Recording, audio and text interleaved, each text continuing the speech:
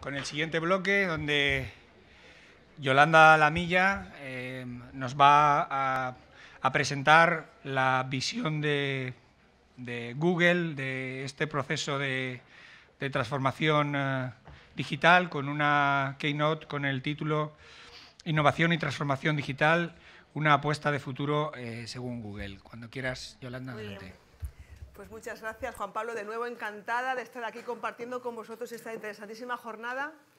Me vais a permitir que me mueva un poquito por aquí porque me gustaría que esto fomentase que las preguntas me las fuerais haciendo a lo largo de la presentación y no al final, porque yo creo que así no hace falta que estéis pensando en la pregunta que queréis formular al final y sigamos de mejor manera lo que os quiero trasladar en la ponencia.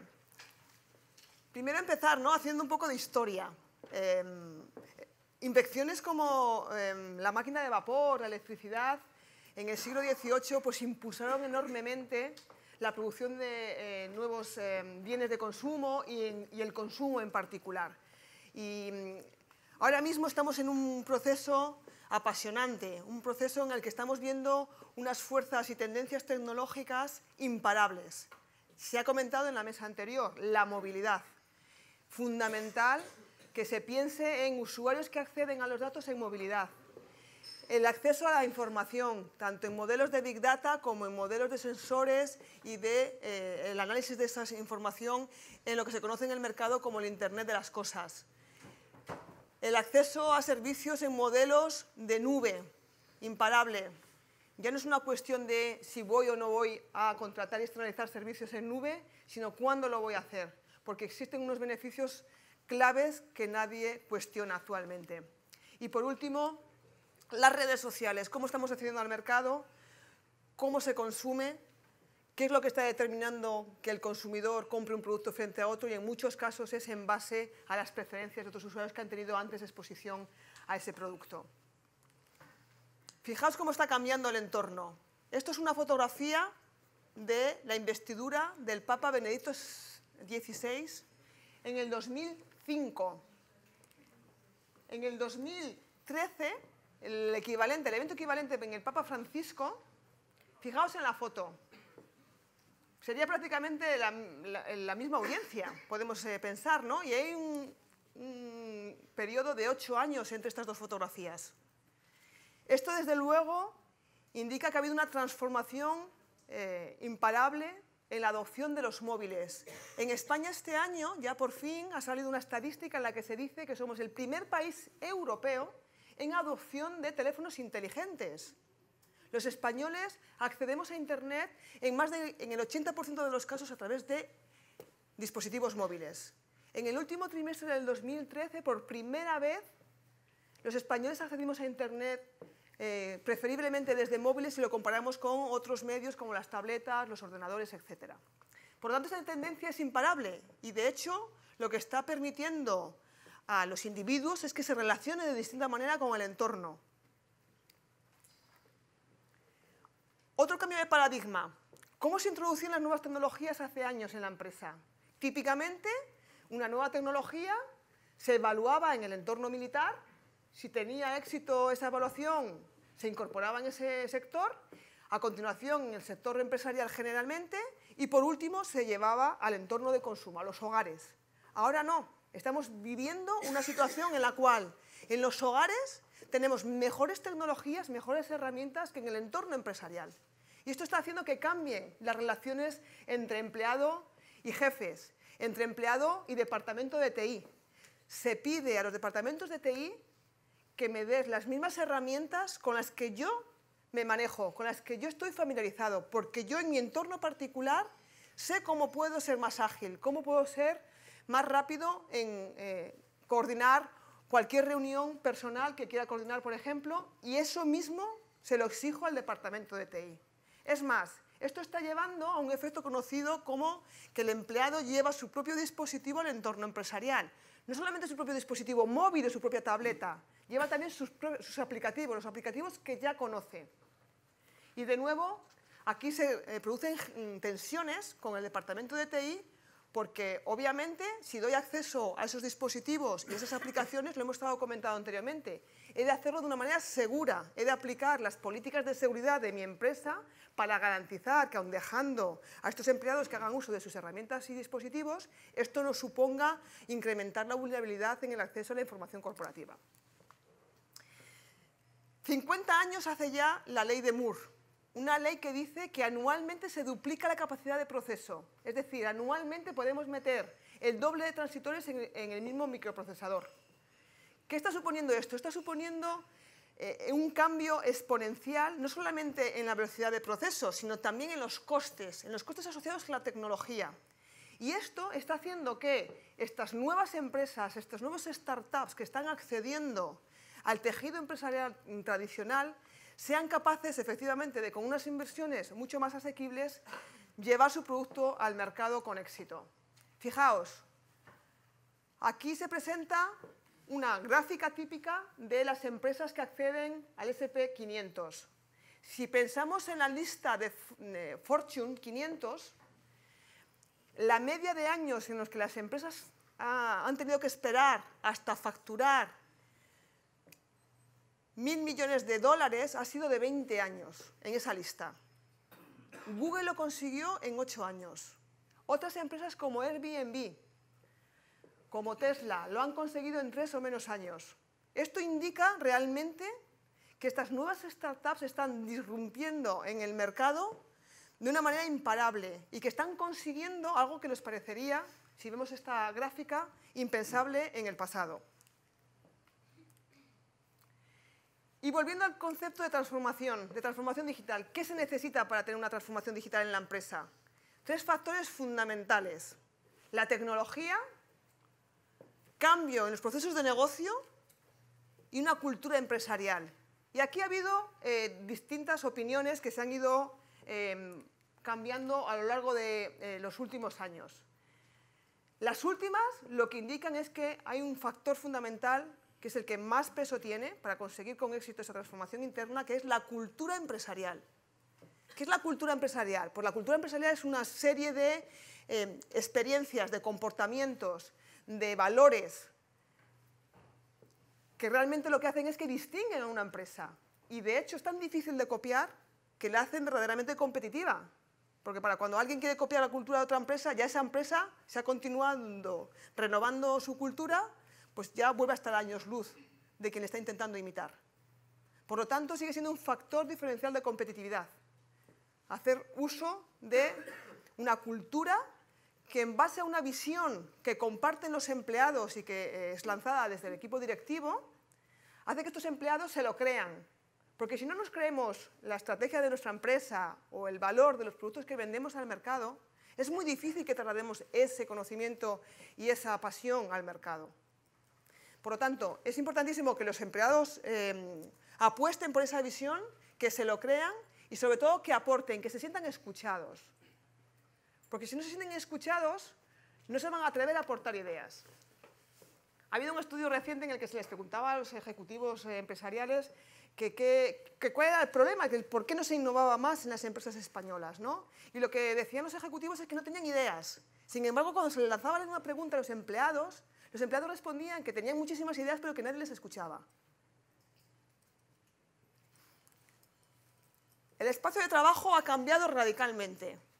Yo todavía me acuerdo de cuando el espacio de trabajo era una mesa con un teléfono, unos papeles, y si acaso a posteriori se incorporó el ordenador fijo, ¿no?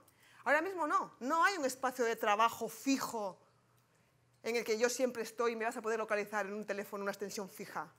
El entorno de trabajo, el espacio de trabajo es móvil, me lo llevo encima.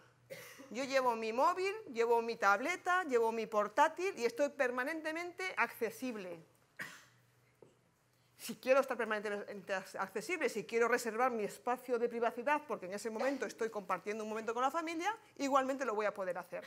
Pero desde luego el concepto de franja horaria, de que estoy en el despacho y me puedes localizar, pero si no estoy no me puedes localizar, ha cambiado radicalmente. Y además está produciendo un efecto muy curioso. Y es que están coincidiendo 4 generaciones diferentes en el entorno empresarial. La generación conocida como la generación de los veteranos, la generación de los baby boom, la generación X y la generación Y o millennials. Y ahí hay que conseguir realmente aunar las inquietudes de cada una de estas generaciones.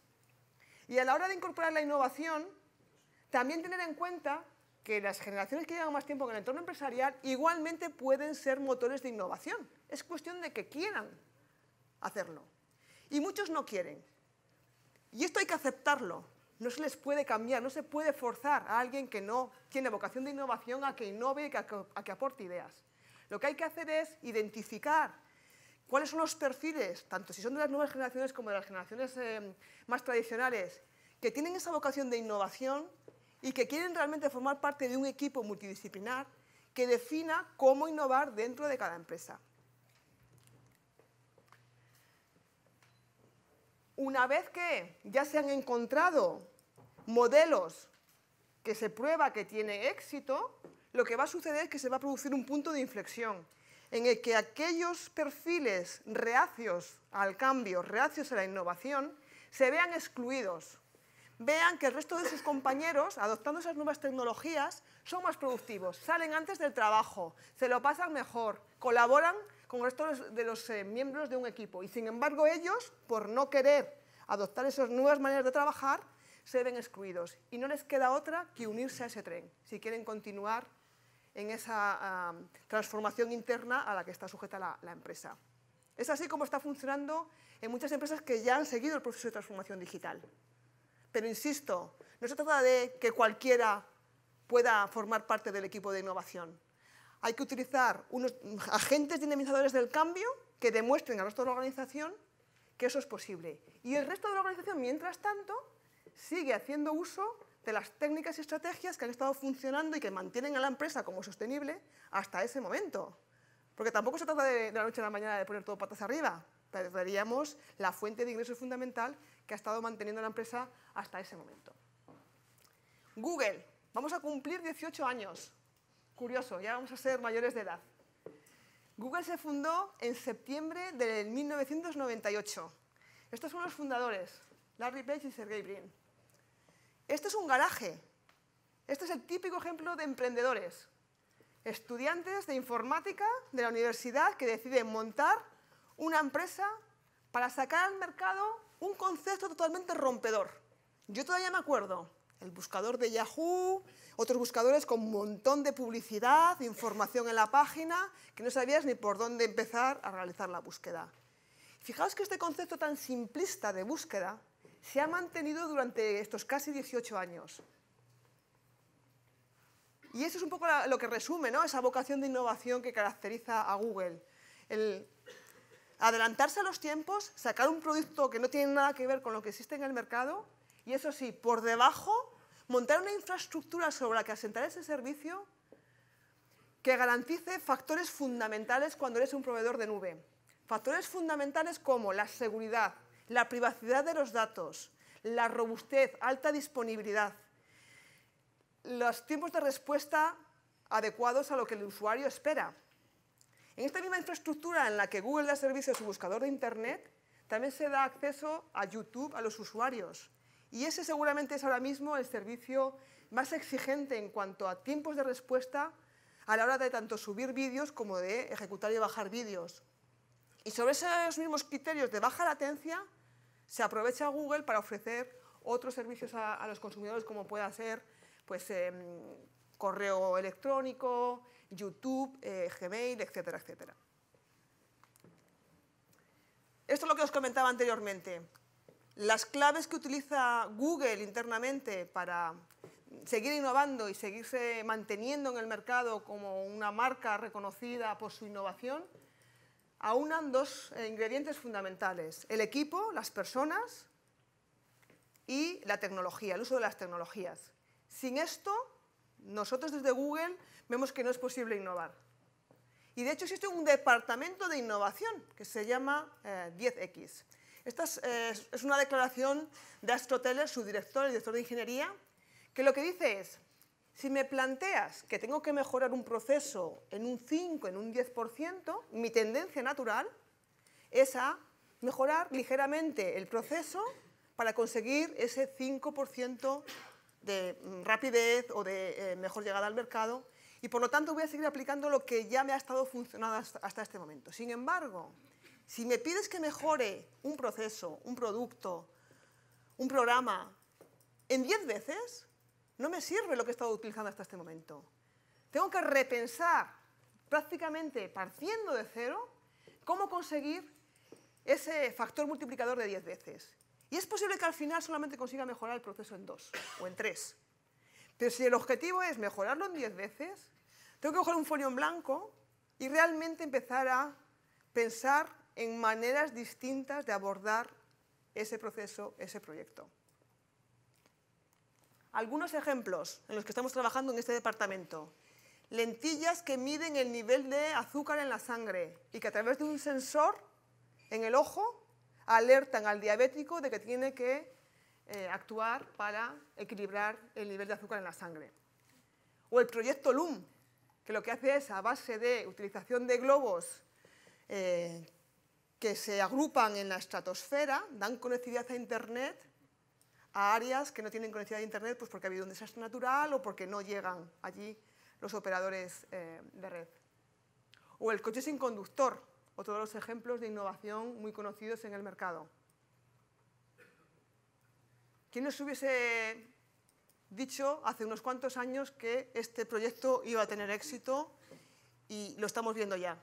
Lo estamos ya viendo incluso en los anuncios de televisión.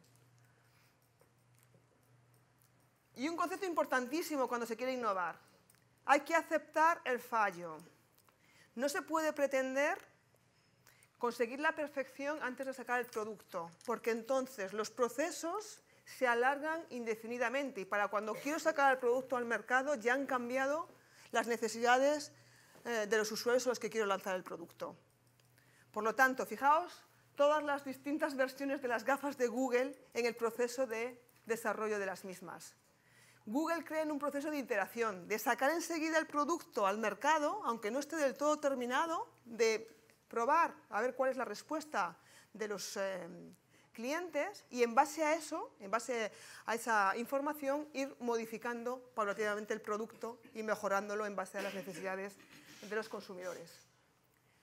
Otro de los factores que nos diferencia es que, de nuevo, no solamente seleccionamos a personas que aportan nuevas ideas y somos muy exhaustivos en el proceso de selección, sino que luego les dotamos de herramientas que les facilitan esa colaboración interna. Os lo decía anteriormente, es importantísimo en el proceso de transformación interna tener en cuenta la inteligencia colectiva, escuchar a los que están de cara al cliente, a los que se enfrentan en su día a día con los problemas reales de la empresa y que son capaces incluso de imaginar maneras diferentes de abordar esas situaciones y que se sientan escuchados, que sientan que tienen una plataforma en la que abiertamente y de manera transparente pueden contar de qué manera distinta lo harían ellos para conseguir mejores resultados con los clientes.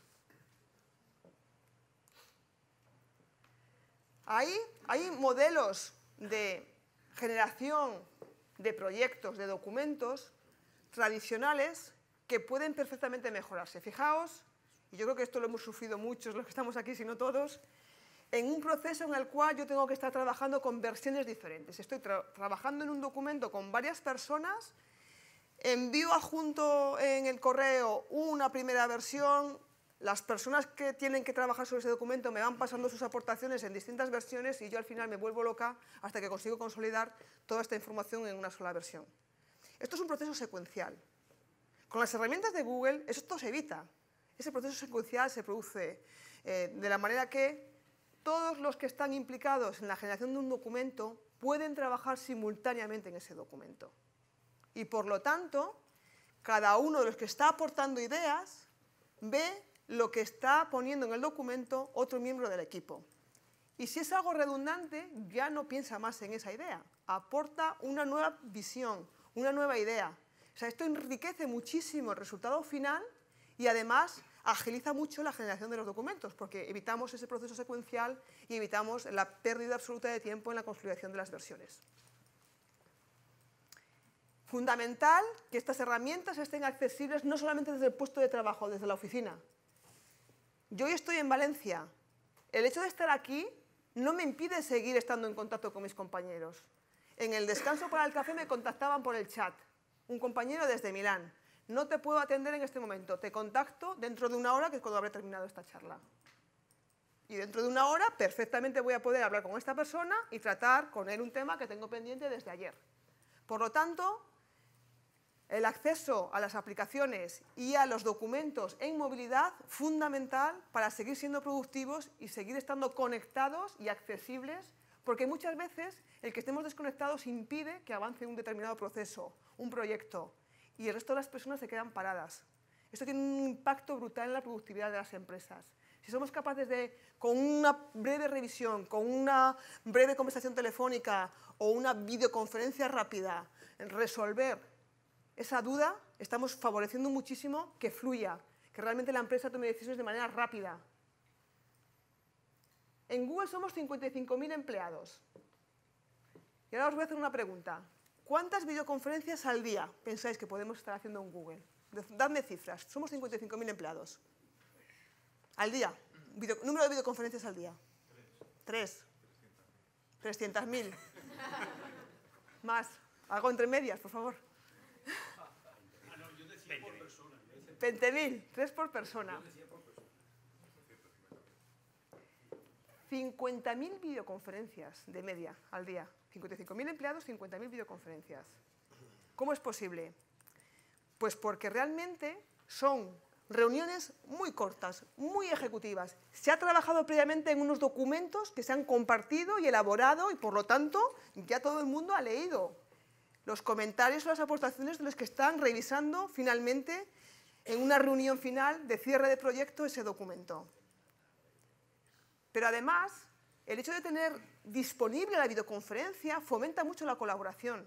Yo aprendo mucho de los demás. Hay 2 modelos de aprendizaje. Uno en el cual yo misma asumo mis fallos, que es cuando más aprendo, o bien cuando soy capaz de ver en los otros cosas que no han funcionado o lo contrario, ver en los otros cosas que funcionan y aplicar lo mismo en mi entorno laboral.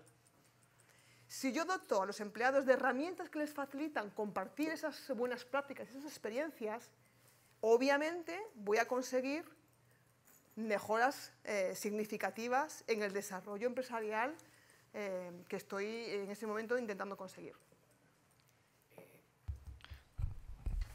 5 o 6 minutos. Y aparte de eso, te lanzo yo una pregunta, para así descansas un poco. Fenomenal. Pensando en el tejido empresarial, un poco, ¿no? Que es el centro un poco de la jornada de hoy. Algo que desconozco, es decir, que lo pregunto de verdad porque no lo sé. Muy bien. Una reticencia que sí que alguna vez me ha comentado algún empresario de empresa mediana, el tema de, por ejemplo, a la hora de trabajar, hacer una apuesta, por ejemplo, en las tecnologías de Google para incluso inducir esos modos de pensar de Google, ¿no? A la hora de nuevos modos de hacer, ¿no? que vienen como inercias de utilización de vuestras herramientas, etc.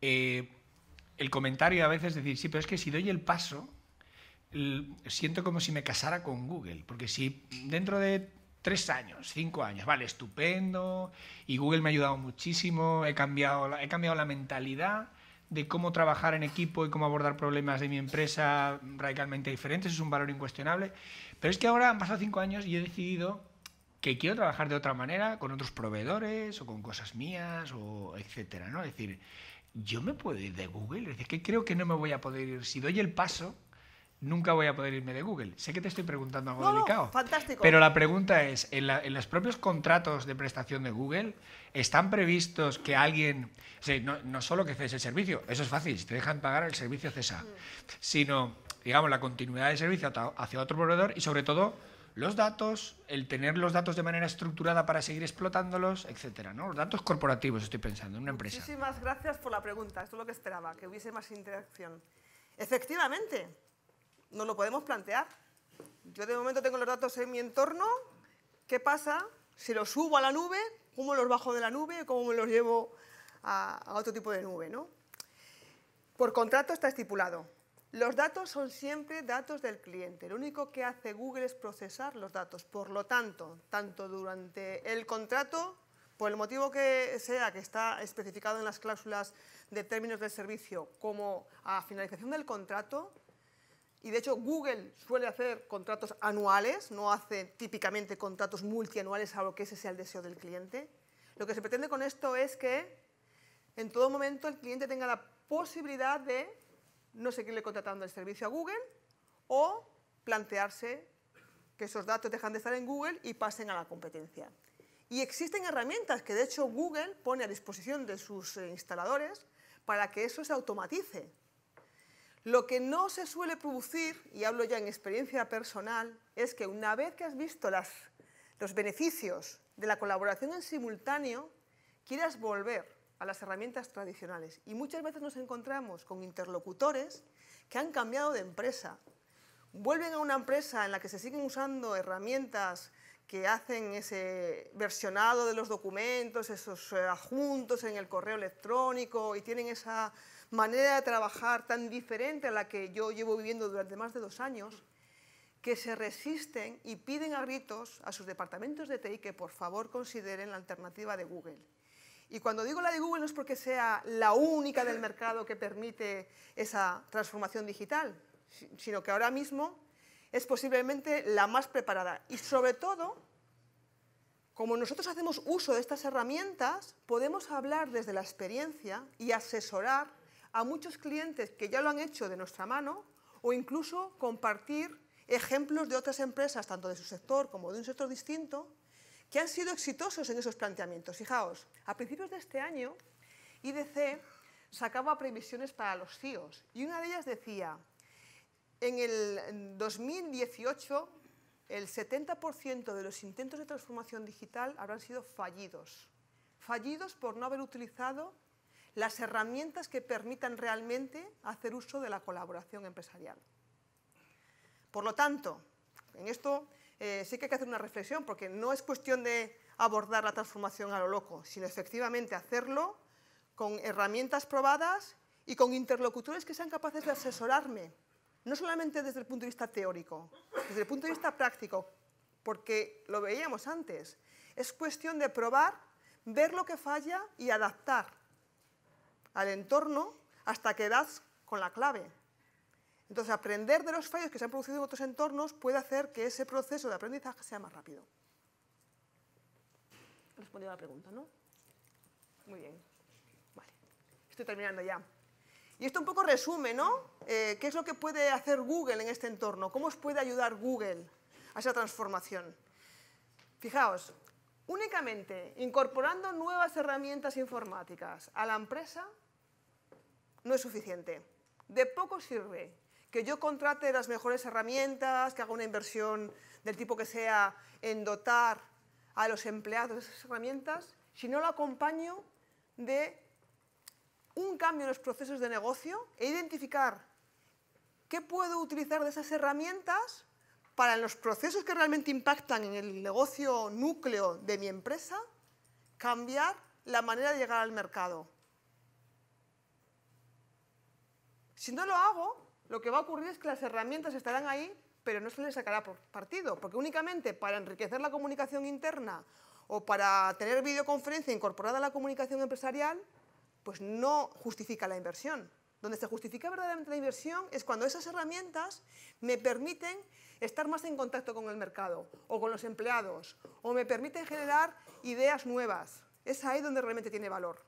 Cuando identifico un proceso que hace uso de formularios en papel y simplemente subiendo esa información a una página de la intranet y haciendo uso de formularios que se distribuyen electrónicamente a los dispositivos móviles, a los puestos de trabajo, recibo la información y actúo sobre ella de manera dinámica. Es ahí donde puedo realmente aportar una solución alternativa al uso de papel que los empleados adoptan porque ven que es más ágil y que está todo mucho más automatizado. Y le ven el beneficio y así conseguimos que lo adopten. Y por último, lo que venimos diciendo, no se puede imponer la innovación ni la transformación. Los empleados lo tienen que creer. Tiene que haber un caldo de cultivo, un entorno favorable a que esos empleados que ven que los demás tienen más visibilidad o se les promociona porque están trabajando en proyectos que realmente están transformando la manera de llegar al mercado de la empresa y se quieren unir a ese tren. porque si no lo hacen se van a quedar excluidos de esa apuesta, de esa nueva estrategia y ese nuevo modelo de negocio que realmente lo que busca es ser más competitivo en el mercado. Fijaos, esta frase es de nuestro presidente de Alphabet y yo creo que resume muy bien, ya como cierre, ¿no? Cómo se ve la innovación en Google, qué es lo que nos ha funcionado a lo largo de estos casi 18 años.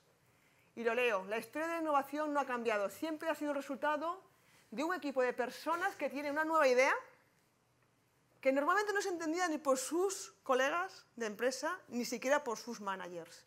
Y es ahí, en pequeños equipos de trabajo, donde realmente se trabaja de forma ágil y productiva, y si realmente ellos están identificados como esos agentes dinamizadores del cambio y tienen el aval y el soporte de los ejecutivos para explorar nuevas maneras de llegar al mercado y demostrarle al resto de la organización que se puede innovar y que se puede transformar la manera de trabajar, es ahí donde realmente se consigue esa vocación de innovación y esa cultura de innovación empresarial. Así que con esto concluyo y, por favor, si tenéis alguna pregunta, es el momento de formularla. Muchas gracias.